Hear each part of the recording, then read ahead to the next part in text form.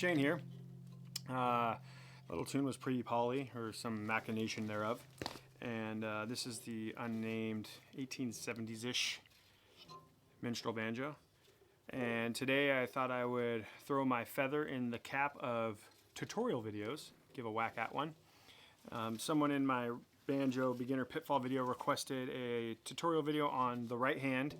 And so I thought, why not? One, and two, I thought I would do it as kind of a series, depending on how this video is received. This will be the first in the series, but I'm going to essentially go through the skills I developed with my right hand in the order in which I developed them, and just produce tutorials in that order. So how did you end up here at this video? If you were like me, when you got your banjo, you probably started, if you're just getting into the banjo, you probably picked up some picks, you probably got a book and watched some YouTube videos. And while in the depths of the YouTube algorithm, you probably came across somebody playing a banjo in a way that you did not think was like typical of a banjoist. You would normally see like a banjo player's hand planted and their three fingers just picking away. And you probably came across some video where somebody's hand was moving a lot more than you would expect. This is for me anyways. I came across a video where someone's right hand was moving a lot more than I expected it to. And the banjo was producing a sound that I really found melodic, rhythmic, and pleasing, all on its own. It didn't need an accompaniment. So I was like, what is that? And I want to learn how to do it. And the term clawhammer was what first came up. And clawhammer, also known as overhand, also known as frailing, all of those terms are synonymous. I'm not going to debate the nomenclature, but if you want a better understanding of that, and historically speaking, you can look at Clifton Hicks's video on banjo right hand techniques, and he goes into depth about it. But I refer to it as overhand because it makes sense to me, because my hand is over the banjo and it's coming down on the strings.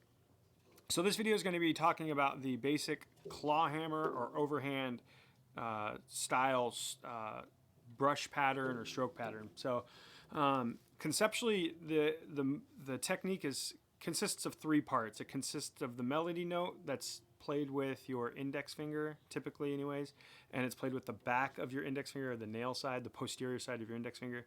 Then there's the rake or the brush, and then there's the thumb pull or the thumb pluck.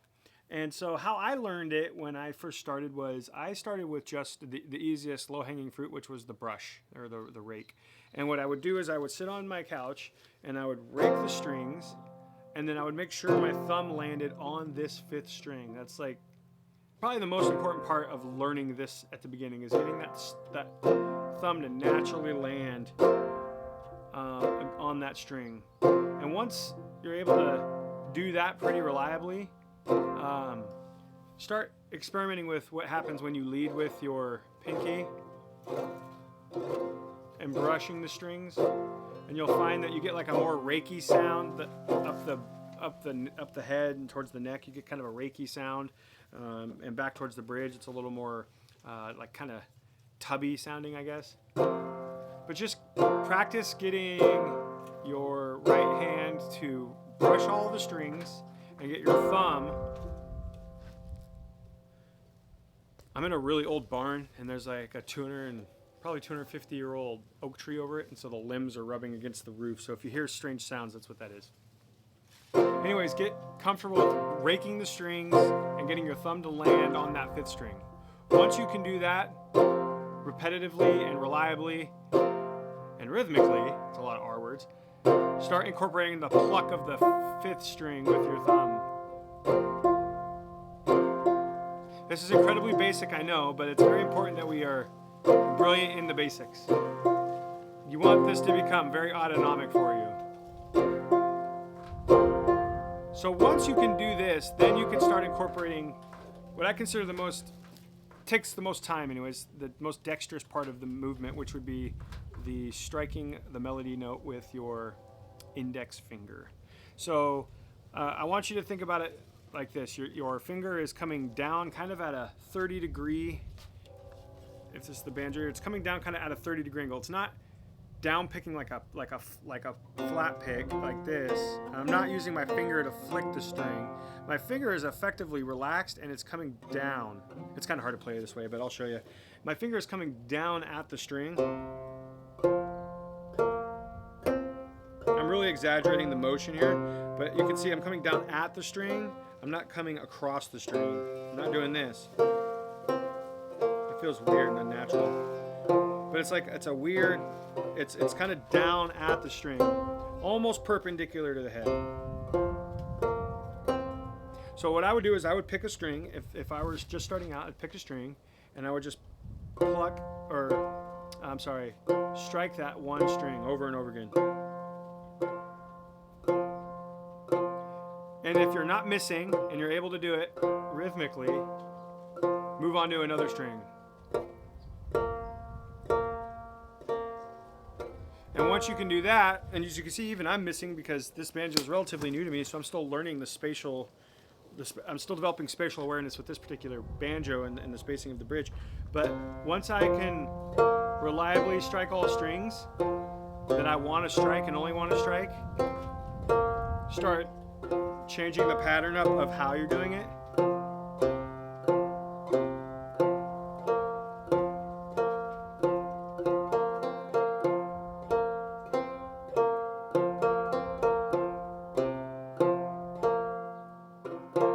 Anyways, so brush, pull, and then that melody note.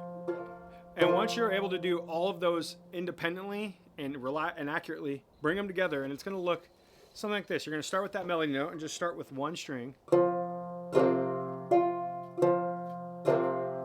And you may have heard this rhythm is referred to as a bum ditty. And sometimes I'll sit on a note longer, like I'll sit on that index finger. Or I'll change the tempo up of each particular component just so that my brain is developing that neurokinetic chain from my brain to my hand. And I'm doing nothing with my left hand. I'm just going to practice developing spatial awareness with my index finger and keeping rhythm. And then start increasing the tempo once you can do it pretty accurately.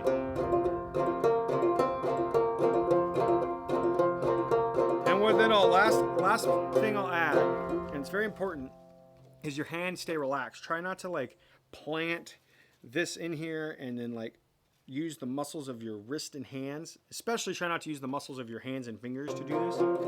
Like your wrist has got to be relatively relaxed. Your fingers are relatively rigid, but still have a little bit of suppleness to them. And there's a little bit of elbow in there, right? To add to it, just small movements across all these joints to develop that sound. Because over time, as you get better, it requires less movement. When I was earlier starting on, and I recommend you record yourself like I did. I'd go back and look at some of those old videos, and I would see how rigid my hand was and how there was a ton of movement. And then as you start to develop the muscle memory, your hand's a little more relaxed and there's a lot less movement. And so what that means is how it plays out when you start learning music is that index finger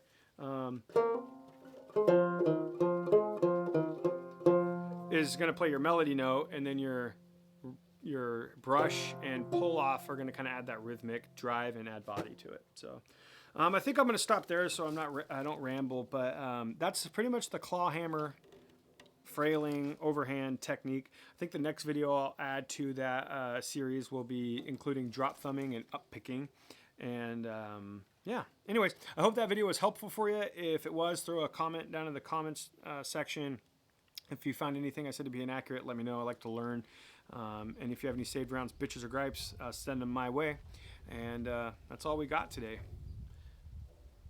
It's a beautiful banjo. Really enjoying it. Oh, postscript. I hope to get, I'm waiting on a particular tool that I'm going to use. I ordered a tool to make banjo bridges so I could build a bridge for that Fairbanks and Cole. I do want to get that Fairbanks and Cole up and running so I can play it for you. And then a couple of tunes that I'm working on right now, just so you guys can put me on blast if I don't share them with you here soon, is Calvary and Tar River. And then those two right now, I'm pretty close to having them down. I'd like to be able to get them down where I could sing them, but I'm terrible at singing, so you may not catch me singing it, but you will catch me playing it. Tar River, Calvary, and then Rye Whiskey. So those are the three that I'm presently working on. Anyways, I hope you all enjoyed it, and I'll stop rambling. Catch you on the next one.